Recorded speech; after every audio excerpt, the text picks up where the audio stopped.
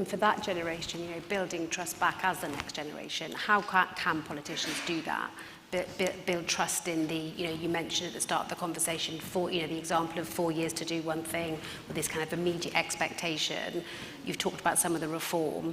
How can government and politicians, what are the mechanics other than just the visionary mechanics to make young people feel a bit more part of the story, really? So we have to be effective, and we have to be able to move at a faster pace. And we have to be more situationally aware. I mean, some of the issues I spoke about in the speech, you all know about this, right? You all know about, you'll after this, you'll look at your Twitter timeline, there'll be some crazy stuff going on in there. But we don't start talking about it in Whitehall till we're fairly far down the track, and it's one of the reasons why I wanted to just raise it today, because it's such a, I think it is a very corrosive issue. But at the same time, we've also got to communicate our successes.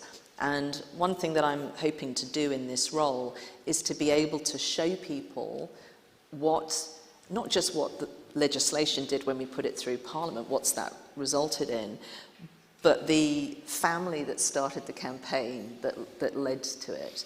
And I think the upside to all this technological change is that people as individuals have never been as powerful as they are now.